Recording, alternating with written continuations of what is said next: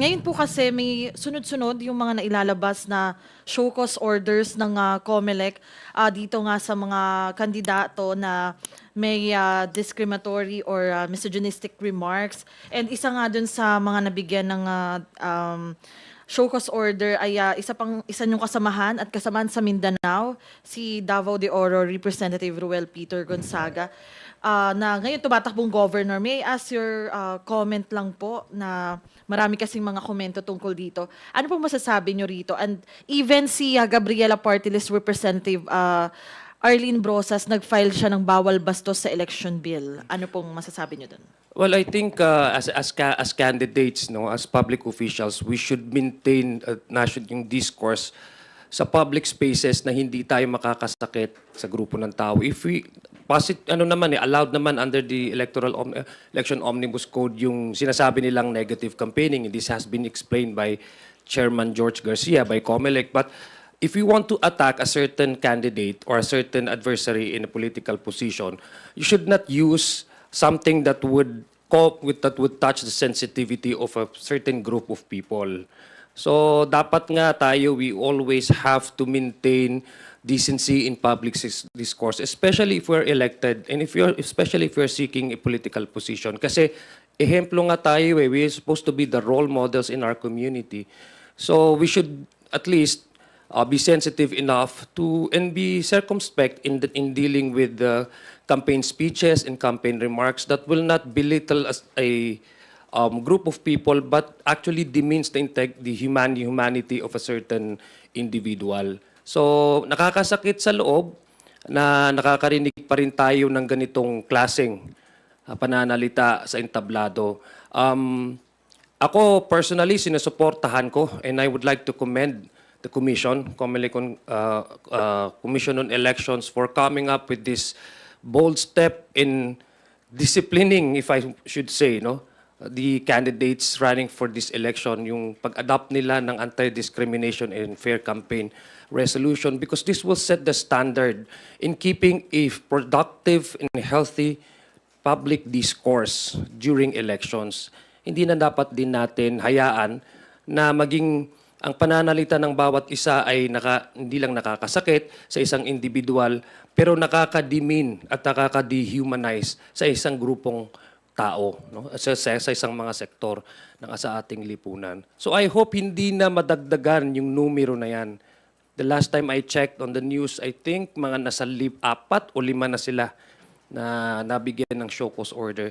Again, the COMELEC is just giving them the due process because show cause order would provide them the time to explain themselves kung why they come out in the public saying all of those things.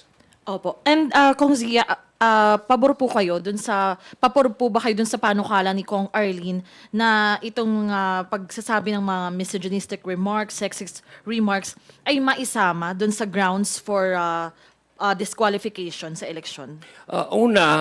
Meron namang mekanismo naman ngayon ng COMELEC, ang commission, to cite that specific example as a ground for disqualification. I believe the reason for the show cause order is for the candidates to also explain their side, whether or not COMELEC has to proceed with filing a disqualification, because the COMELEC as a regulatory commission can do in motu proprio those kind of penalties para po maiwasan yung ganitong klaseng campaign, pananalita sa campaign in the coming elections.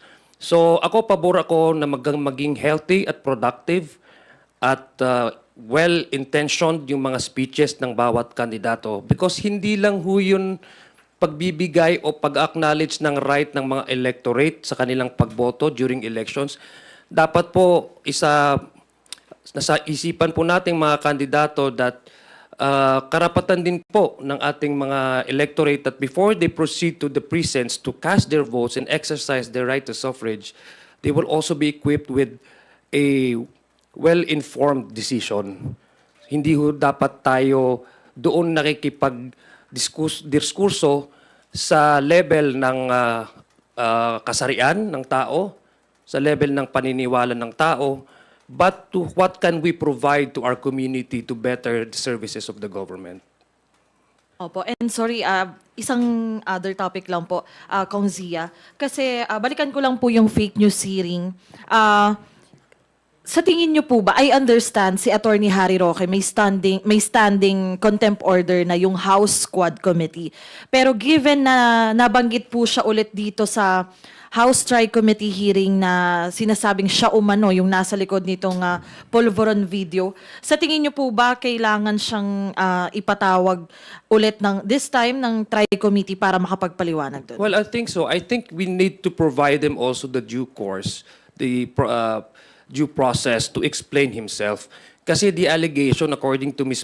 Pebbles, no, Kunanan, if proven true, creating and spreading these deep fake videos, manufactured videos, distorted videos, to not only cause and steer public outrage, but to demean a sitting official and expecting that there will be a call for any possible legal possible means to discredit the office that he represent is to me borders the issue of national security, because the office of the president is not only the head of the government, but he also at the same time the commander-in-chief. So I guess yung remarks niya, according to Ms. Pebbles, that he is good at toppling governments, I think he should be also, I presume that he would also be good at explaining himself before the public why he was made to he was made to appear as if he was made to appear that he is one of those who probably decide on how they can mislead the public by providing a fake videos, doctored videos, in order to gain some political score, no? So I guess nandun ako sa position na dapat talaga siyang mag-explain sa ating mga tao. He's a lawyer, he is an officer of the court. And all lawyers are obligated and expected to inform the public based on facts and truth.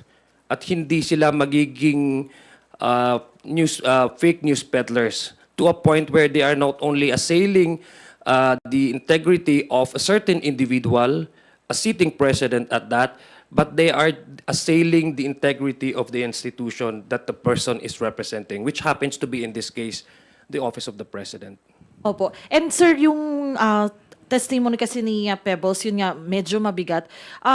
Do you believe po ito ay part ng broader destabilization plot nga ng mga kalaban ng administrasyon? Although sa Facebook Live nga ni Attorney Harry Roque ay dinideny niya naman to. Ano pong masasabi niyo? Alam niyo po, prior to that video, there was already the Maisug rally. So I think that the group that is associated with Attorney Roque associated with has been laying down the premise na kinoconnect nila itong si Presidente daw ay gumagamit ng illegal na droga. Naririnig naman natin yung salitang bangag.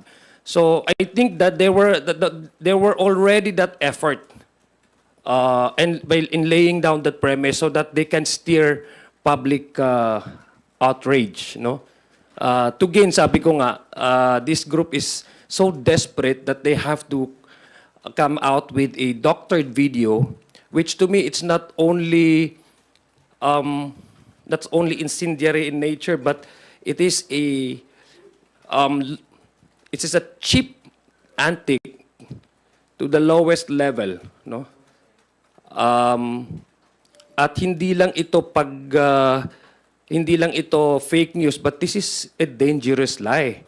Imagine you are creating and hoping to generate unrest in our streets, generating, a public outcry.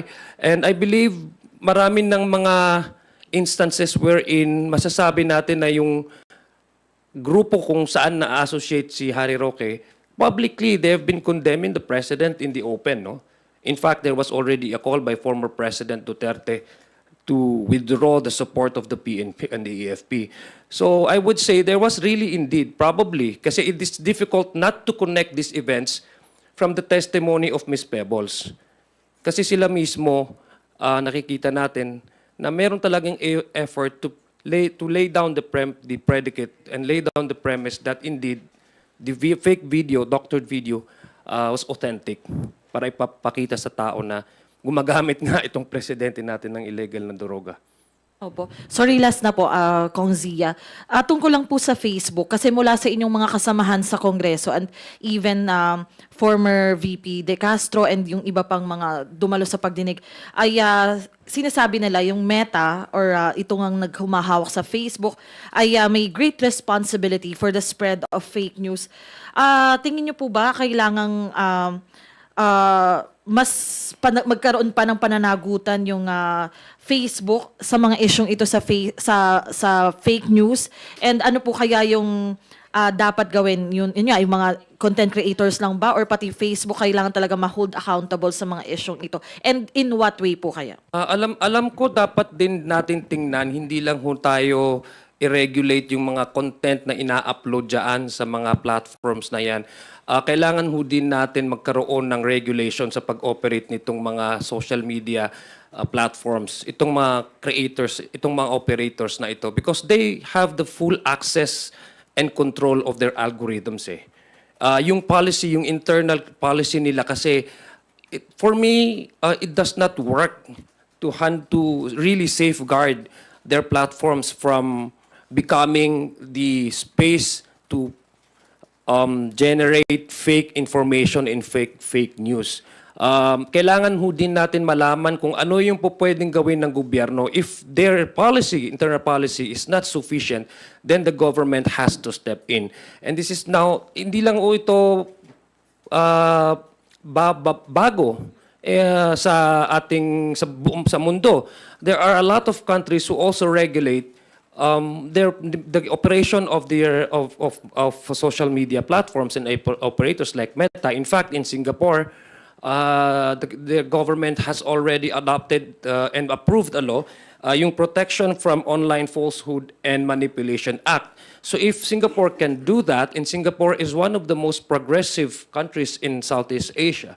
So if Singapore can do that, why can't we? So ako ang paniniwala ko, dapat kung nais natin magkaroon talaga ng mas magandang panukalang batas na magre-regulate din sa traffic sa online and online spaces ng discourse, hindi ho lang natin i-regulate at mag-set ng standard kung ano yung dapat na nababasa, naririnig ng ating publiko, but yung paraan kung papaano po nila ito ma-upload. So it's very important that the operators of this platform, social media platforms, also needs to be part of this solution. And by becoming them part of the solution, the government really has to step in, and probably the Congress needs to pass a bill, no, in regulating this fake news. Hindi lang ho problema natin yan sa bansa, problema na ho ng mundo yan if this is not being regulated. I believe in 2016, the first person that I heard speaking about this is Maria Ressa dun sa Senate hearing back in 2016. So this is really essentially the purpose of the TRICOM eh.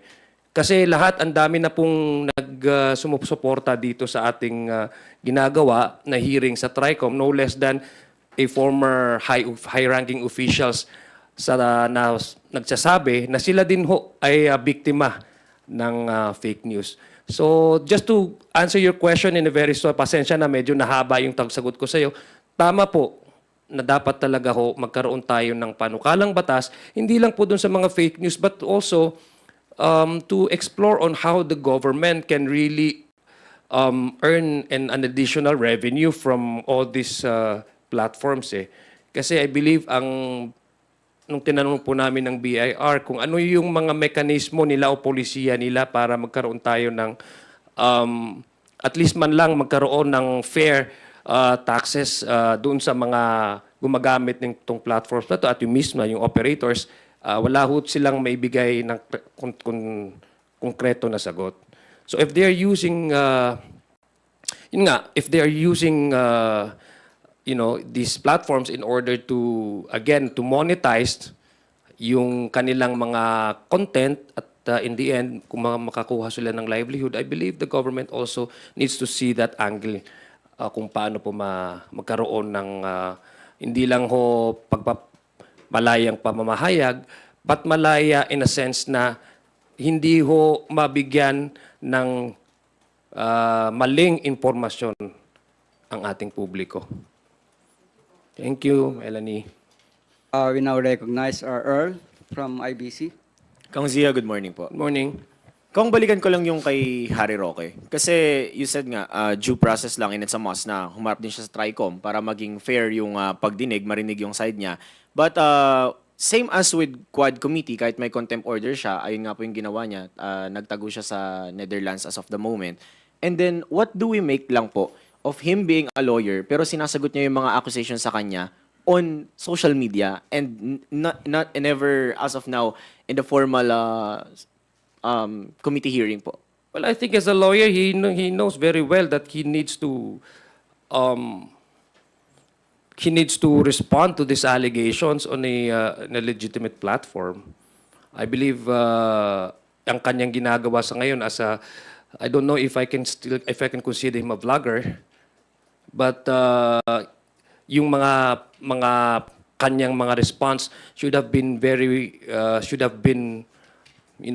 treated more weight if only he exercised his profession as a lawyer, come home and as an officer of the court. He knows very well that if there's allegations have been thrown at him, and serious allegations thrown at him, and there's a pending arrest before him because he somehow up to now evades the reach of the arrest order because he's facing a serious criminal charges here in the country as an officer of the court and as a lawyer. He knows that the proper venue for him to exercise his right as a citizen and to also take the opportunity to avail of the due process is to come home and face these charges before the courts. So, sir, just straightly asking, yung ginagawa niya ngayon, it's not very lawyer-like and not becoming of a former government official, sir? Doon ata siya kumukuha doon sa online support eh. I think he's trying to capitalize on their online mass-based support and not so much on really facing under oath these charges in a legitimate manner. Thank you, Kong. Follow-up na lang po ako dun sa issue ng bawal, sa usapin ng bawal basta sa election bill. Tatanungin ko lang kung yung disqualification ba para sa mga kandidato in the future na uulit ng same incident and same remarks, may bearing po ba yung punishment na disqualification for the candidates na ganun yung gagawin in the future? Sabi ko nga, ang COMELEC at this very moment has that power eh. I mean, they're a regulatory commission. In fact, the reason for the show cause order issued against, I guess, 5 candidates right now is the commission exercising that power and mandate.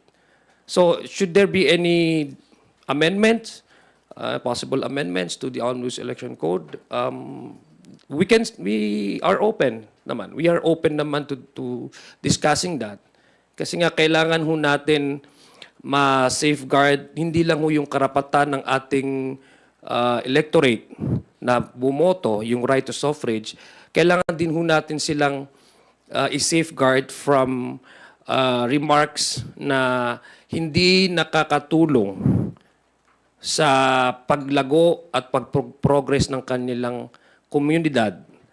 At kailangan din natin ma-protektahan yung kanilang karapatan sa tamang impormasyon. Next will be Miss Page from ABS. Hi, Kong. Balik lang ko kay Harry Roque. Kasi binanggit ni Harry Roque nung Facebook Live niya nung Tuesday after the hearing na nag-thank you siya sa TRICOM kasi binigyan daw siya ng evidence to support his application for asylum sa Netherlands. So he's saying na that hearing where he was linked to the so-called Polvoron video shows that he is being politically persecuted. Your reaction po? Well, I don't think, well, that's his defense, no? But I don't think the the messaging, I mean the information, the revelation of Miss Pebbles would add on to his defense, no, or his application for an asylum. Kasi unang-una, yung pagbibigay mo mismo sa kanya ng invitation is an indication that he's given that due process. So it is not for me as a signal that this administration is really ganging up on him as what he is trying to portray online. In fact, the very purpose of that invitation is to provide him that legal, the due process, no, that should be accorded and afforded to him as a citizen of this country. So, sabi ko nga, he's a lawyer, he knows better, no, rather than continue on being or pretending to be a vlogger. He is very well aware of his rights, and he should face these charges before him, no. Hindi lang po dyan sa kay revelation ni Ms. Pebbles Cunanan, but the application for asylum rests very much linked and connected with the charges filed against him on qualified human trafficking, and also the contempt orders that was cited against him by the Quadcom by continuously refusing and frustrating the committee by withholding those documents that we requested him to provide, and he did and assured the committee that he would provide eventually. But up to now, hindi pa po niya nilalabas at binibigay sa ating committee. Kung aside from yung sinabi niyang yun na additional evidence, sinabi din ni Roque na everything is just a show, that TRICOM has a ready script complete with the PowerPoint presentation. Hindi po yan, you cannot blame, for example, the resource persons or those members of the committee who are prepared to ask their questions. Kasi we are expected to be prepared every time we come out and then we join the deliberation. We're discussing here of a very serious matter that not only threatens this country, but it's really a global problem, no? At saka yung purpose of the TRICOM really is kailangan nung natin mabigyang solusyon itong paglaganap at pagsugpo sa itong maling impormasyon. May mga AI-generated na mga videos, nakita natin yung polvoron videos. Very alarming ito dahil may issue tayo sa national security natin, no? So, yung ginagawa po ng TRICOM, hindi lang po legitimate na may concern talaga, na mayroon talagang problema when it comes to disinformation. Kasi sa panahon ngayon na very fast yung information dissemination and yung exchanges of information, if we don't have a regulation for this, truth becomes optional. And once truth becomes optional, democracy becomes vulnerable. So, yun po yung ating gustong at nais na ipahiwatig sa ating mga kababayan. Thank you, Pichi. Next in line, Mr. Billy Vegas. Kong magandang umaga po. Kung hingi lang po ng reaction dun sa memorandum ng civil service, kahit yung simpleng pag-like tsaka pag-share daw po ng mga political post ay bawal. Ako, per my personal take on that, I think yung as a civil servant, no, if you are a regular employee of the government, I agree that you should not take part actively in partisan politics, meaning you don't campaign for any candidates because you've been hired by the government. The resources that you are getting, your main livelihood is coming from the public funds. I mean, taxpayers' money sinusweldo sa'yo. So it's just but proper and appropriate and prudent for a civil servant not to engage himself or herself actively in partisan politics, join the campaign or endorse any candidates. Pero yung simple like sa mga Facebook at saka mga accounts, that to me is overarching. It's too punitive. I hope that Civil Service Commission would reconsider their policy on this.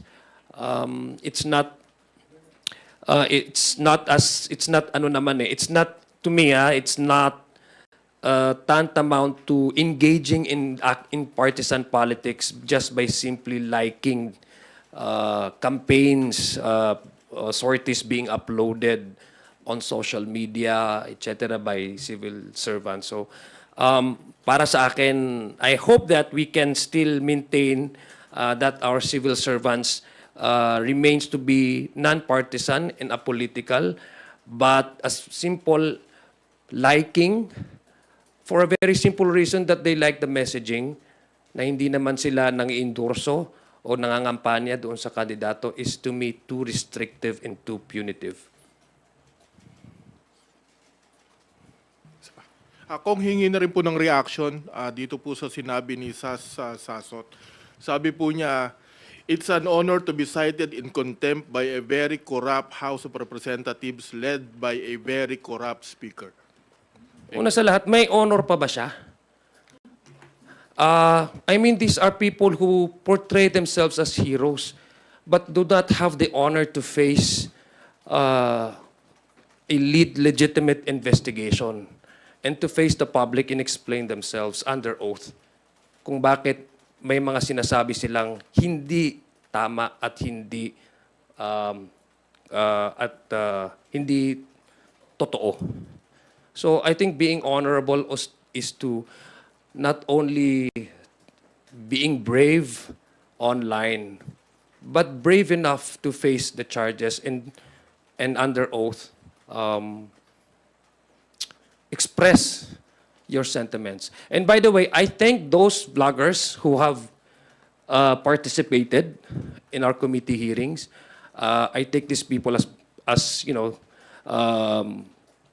courageous enough to take to explain themselves and take the chance and to take the opportunity granted to them kasi binibigyan naman sila ng invitation and due process para i-explain sa deliberasyon sa komite kung ano yung pwede nilang maibigay at input na may dagdag sa pag-formulate at pag-draft natin ng isang batas. So I thank them for continuously engaging the committee and for explaining their side.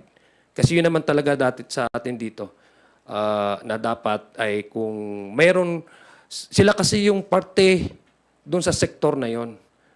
At sila yung very much active doon sa platform na yon. So their inputs would be very much valued and very much appreciated. So I thank them for coming over and continuously engaging in the committee deliberation.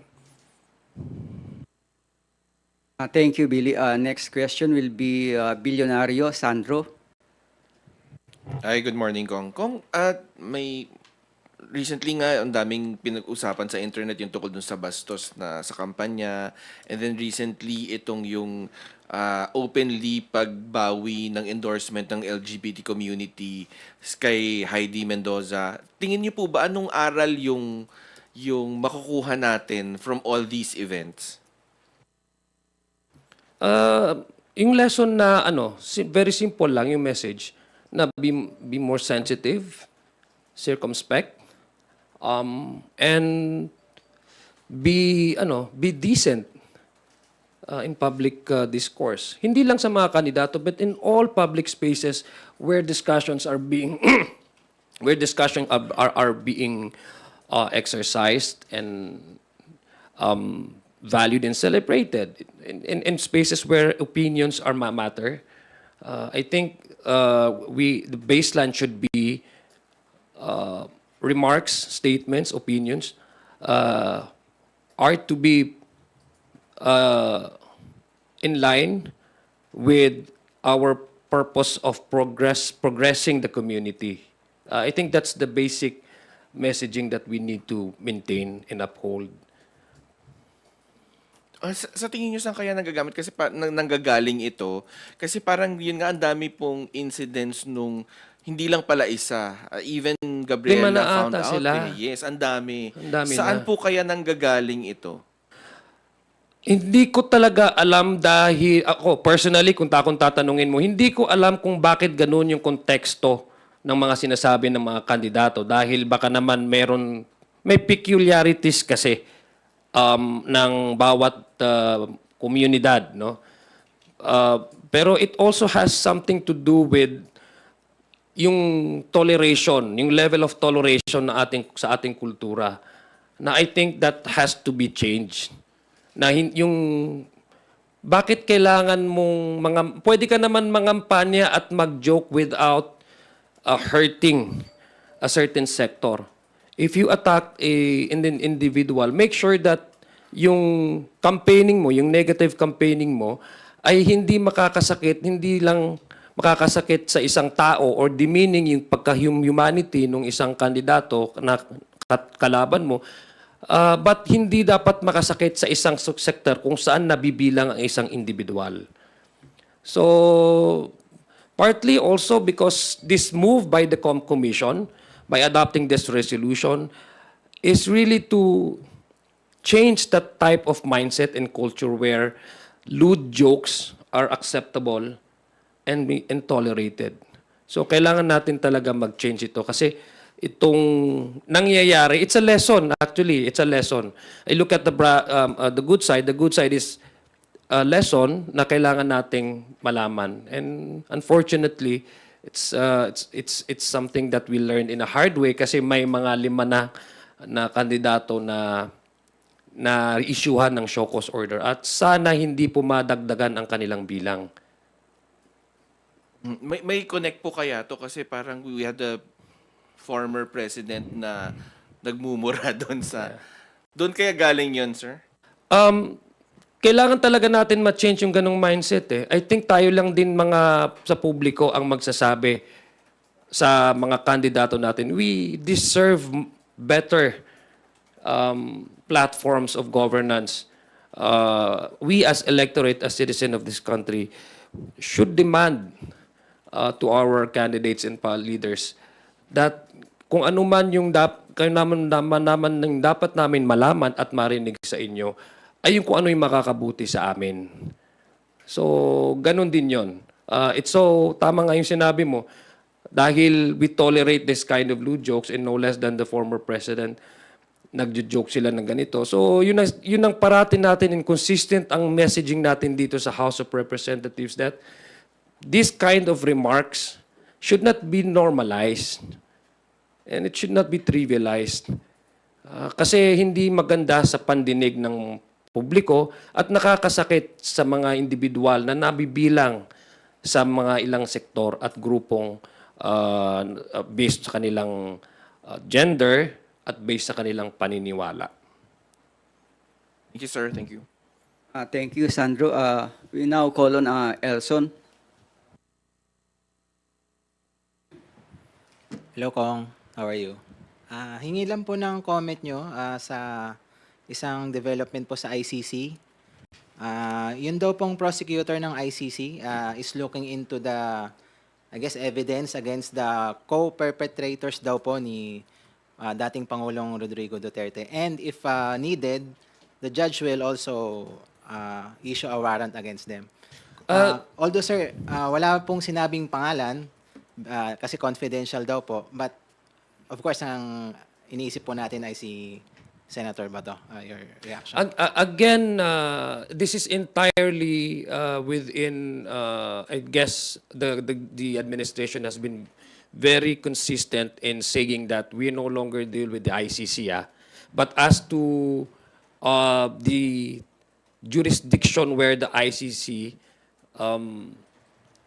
gains its yung kanyang kaso against the former president, the timeline kung saan nangyari itong mga allegations of yung crime against humanity happened when the time the Philippines was a party and a member of the Rome Statute. Again, ang sa aking palagay from the legislative side of the government, it is purely within how the executive would respond to these ongoing cases. So, let's see how this will unfold. Thank Thank you po. Thank you. Other questions? Verified should only be considered if they have a government-issued ID, passport, SSS, or national ID. Sa tingin, in your point of view, is this a fair ask, given that the victims, most of the victims came from poor communities? What is more concrete as an evidence than the death of a loved one? No, that would be more than enough for those families of the victims who are now crying for justice, no, to say that one, they're Filipino citizens, they have legitimate grievances, and they have valid case that they would file before the ICC. So I think in defense naman nila, that's how they will approach the case. They will do anything and everything they can, and they can explore any legal possibilities just to frustrate, for example, the case filed by the prosecution. So that's entirely a legal maneuvering and legal strategy for the defense. But again, if you ask me, that's like asking too much of a. Why would a national ID why would a national ID or a SSS be material in filing the case? No, just to prove, I don't know what kind of evidence that they would like to, what kind of additional, for example, documentation they want to ask for the victims to provide. Hindi ko alam kung how would that be relevant in the case in the pursuit of justice. Sorry, I have two more questions on different topics. Sir, yun kay Attorney Harry Roque, sa tingin nyo ba it's the other way around na baka makasama pa dun sa asylum bid niya yung allegation na magaling siyang magpabagsak ng gobyerno for that matter? If proven true talagang siya mismo, that revelation in itself would be legally, kumbaga, kung tatanungin mo ko, it would really condemn, for example, legally, and the case of the petition or the asylum that he is applying for in the Netherlands. Kasi party siya doon sa pag-destabilize ng isang gobyerno. So I'm sure in the Netherlands, they are also aware of, you know, they know how to, you know, they know how a legal proceeding would differ from that of a legitimate case, differ from that of a prosecution, political prosecution. Sir, on Facebook naman, and you know, the Yung sabi ko, yung alam po nila yung valid legal na mga charges from political prosecution. Sir, yung sa Facebook, although the Facebook officials, Meta officials said that yung fact-checking, at least, yung fact-checking unit for this side of the world, Southeast Asia, it's still there. They still have third-party fact-checkers. Although in the US, it's already been stopped. Wala na silang fact-checking. Wala na silang third-party fact-checkers sa US.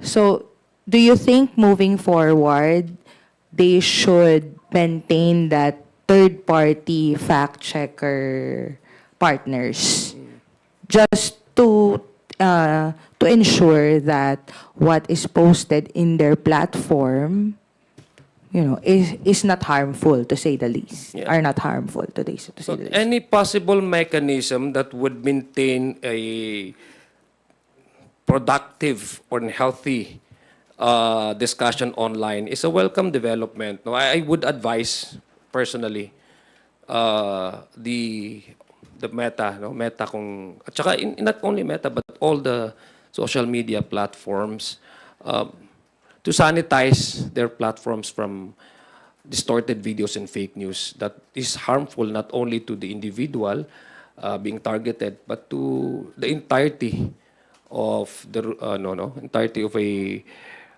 yung entirety nung public discourse and the effect of the possible effect of and ramification of not containing their platforms and not sanitizing their platforms from being a portal of fake and distorted news, malinformation and disinformation. So I would agree kung dapat talaga in all possible options and mechanism na kailangan para just to maintain a truthful relaying of information to the public is a welcome development. And they should maintain that. I think so. I think they should. But who am I to decide on that when it comes to other countries, no? Ang sinasabi ko lang is I'm coming from a country where kailangan talaga natin ng ganitong klaseng regulation. Sir, my last for my end. Yung sa ano lang, sir, Bangsamoro Transition Authority. I understand the MILF are not very happy with the replacement of the interim chief minister. Parang they express concern. They also express concerns na parang 35 lang out of the 41 na they recommended were reappointed. So, going forward, is this going to be a problem? Kasi parang they may meron silang many resolutions expressing support na ma-retain si Ahod Ibrahim, but he was abruptly replaced and walang yung explanation ng palace dun sa sudden replacement was not very categorical. If kung my observation because I cannot see whether they're happy or not because I'm not in party to the discussion, and neither am I a member of the organization. But I think nagkaroon na sila ng inaugural session couple of days ago, and the session was attended by no less those who are high-ranking officials of the MILF, those members of the Central Committee. So that would be a display of support to the decision of the government of Malacanang in the issuance of new members to the Bangsamoro Parliament. So I would take that from this new development, from the recent development, which is the inaugural session of BTA, as a message by the MILF that they are, that the organization in itself is willing to continuously cooperate with the government and supported the installation of a new chief minister. Thank you, Ms. Linesca. For our last two questions, Ms. Kat, then three. Ms. Kat, Red, and Sai. Hi, Kong. Hello. Balik lang po ako doon sa TRICO. Meron pong 4 na pinakontempt po. Kanina nabanggit na po si Sasasot. Kasama po si Mark Lopez, si Ka Eric Celis, and si Lorraine Badoy. Hingin ko po sana yung thoughts ninyo na may bearing pa po ba yung contempt? Ano po, kumbaga parang magtatanda po ba sila doon sa contempt order na yon? And ano po kaya yung pwede natin gawin para hindi po ma-Harry Roque 2.0 itong mga pinakontempt na to? Yung contempt order naman kasi hindi yan abrupt eh. May series of invitation na binigay sa kanila. Kasi kailangan talaga din natin na magbigay ng due process sa kanila. Una, invitation.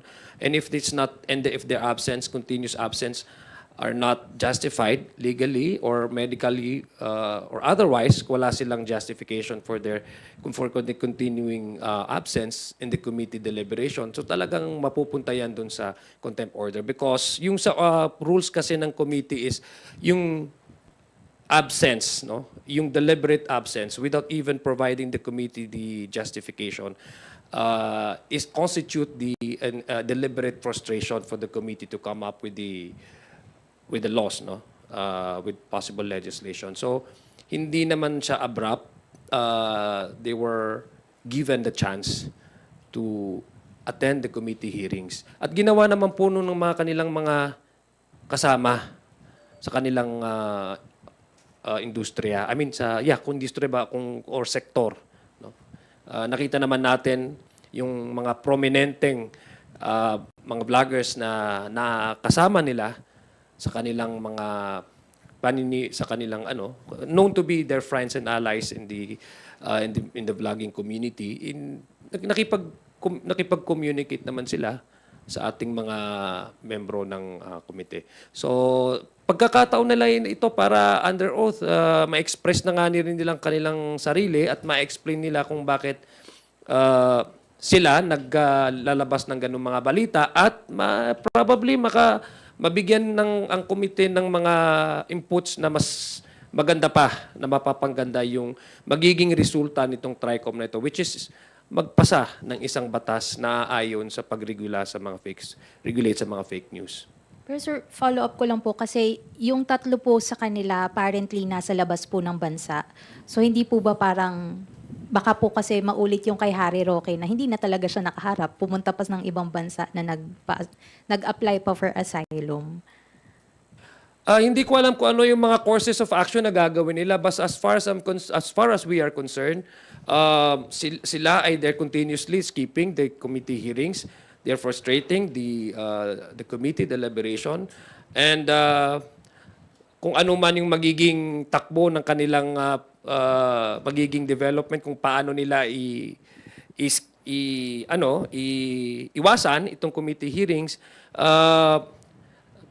ay nasa sa kanila. I think if you ask me, to the detriment, because reputation-wise, that would speak how, yung sinasabi nilang, kasi these are people who would try to display themselves as heroes and honorables, but how can you even say that you are a hero or portray yourself as honorable if you don't even have the gall to face a legitimate inquiry and to exercise, your right to explain to the public under oath that these are the things that you believed in?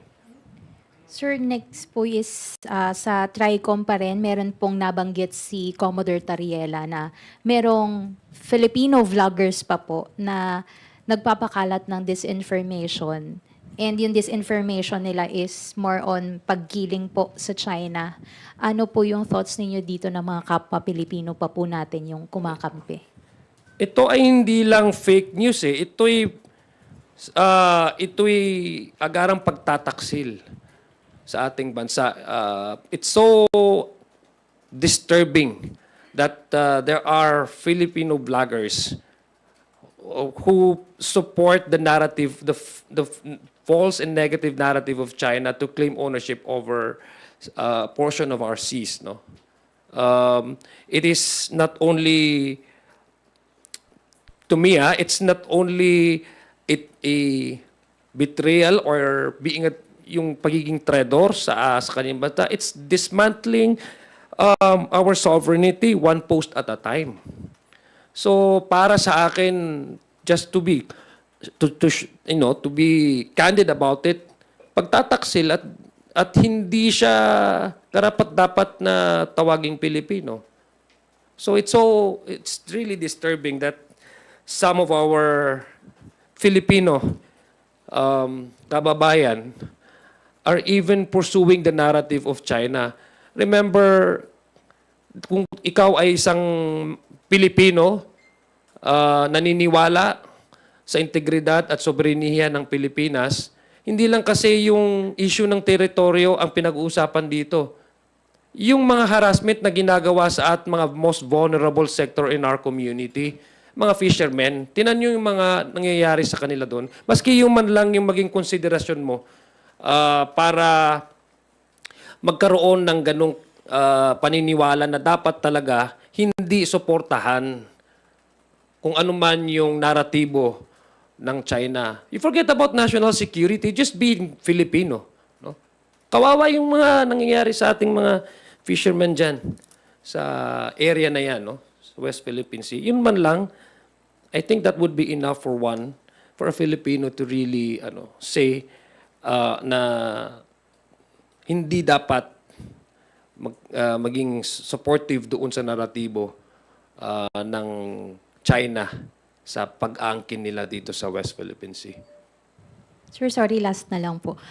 Baka lang po, meron po bang move ang House leadership to extend help? Kasi based po sa announcement ng DFA, may dalawa na po tayong kababayang Oo, Pilipino tama. na nasawi sa Myanmar po. Well, unang-una po, tayo po yung nakikiramay sa pamilya po nung nasawi sa lindol na nangyari sa Myanmar. I think ang teacher ata to, no? Teacher ba siya? Guro, no? So tayo po ay nakikiramay, no? And I'm sure our DFA is doing its level best to provide assistance and support to to yung naging biktima, to the victims, and as well as to provide assistance for the family kung ano man yung kinakailangan ng ating mga kababayan, kung yung mga reparation processes ng kanilang kailangan na i-provide natin. I'm sure the DFA is also doing that, continuously engaging with Myanmar government para mabibigyan ng sapat na assistance yung ating mga kababayan na lalong-lalo na yung mga nabiktima at nasawi ditong lindol na itong nakaraan linggo. So yun, I pray that they would be transported back home so that makakasama man lang sila ng kanilang mga mahal sa buhay. I'm sure the House of Representatives will come up with the possible, yung immediate na assistance na po pwedeng maibigay. Kasi nagbibigay naman din tayo ng tulong pinansyal, halimbawa, sa mga naging mga biktima ng mga kalamidad nitong nakaraang taon. Hello, Miss Sai, Congress TV. Good morning po. Since natanong na halos lahat, siguro sundan ko na lang po yung last question po about Commodore Tariela. Paano po ba natin dapat papanagutin yung mga pro-China vloggers na maging accountable po sila sa pagpapakalat ng mga fake news po about West Philippine Sea? May mga may mga batas naman talaga tayo na in places. May mga against Anti-Sedition Act, there are a lot of legal ways in order to make our kababayan accountable for supporting a foreign claim which is diametrically opposed to our national interest.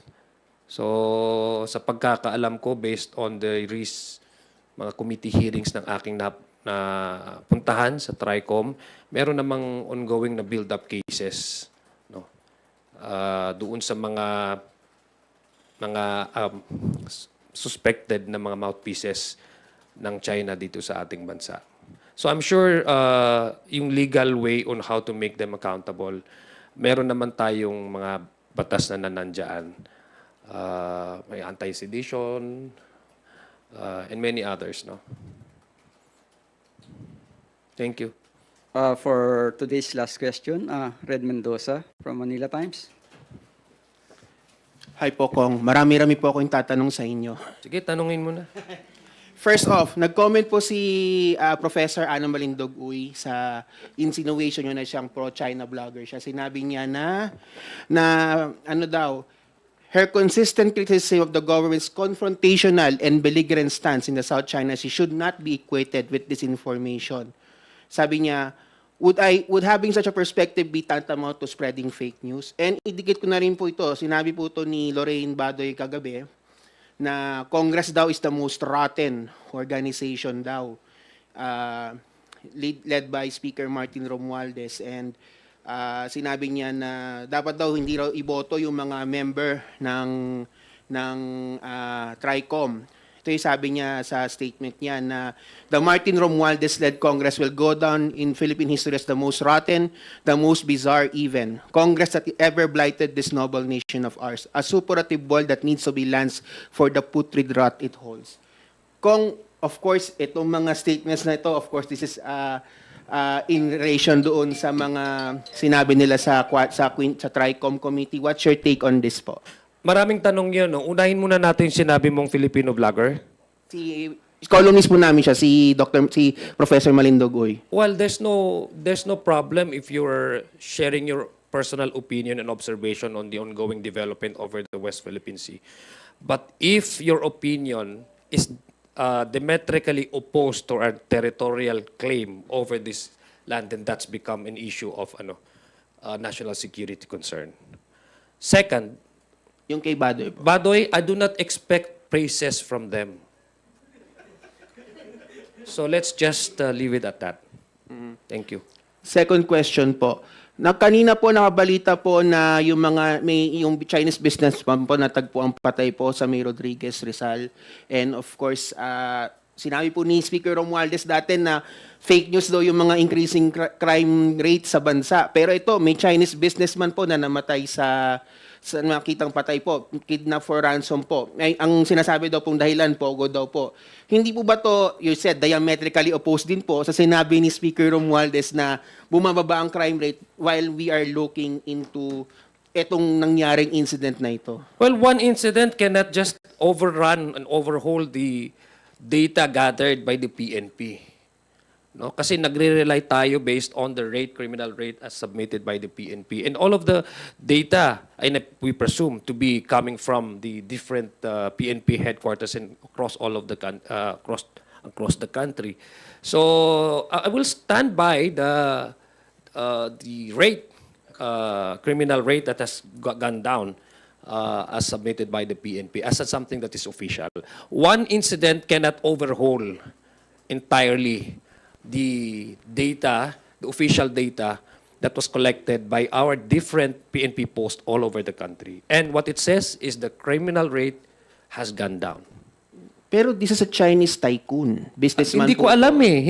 Bago ba yan? Hindi ko, Yes po. I'm sorry, but I Latest cannot po. specifically comment on that specific incident involving a specific Chinese tycoon because I haven't heard of that incident yet. Kasi po, ano po siya, kasi matagal na po siya nababalitang nakidnap. And ngayon po, nakutlaw po siyang patay. So, Let's hindi po call ba- on the PNP to do the investigation, a thorough investigation so that justice be served. Pero hindi po ba ito nakakababa sa baka magkaroon ng takot yung mga investors sa atin because of this? The inflation rate has gone down.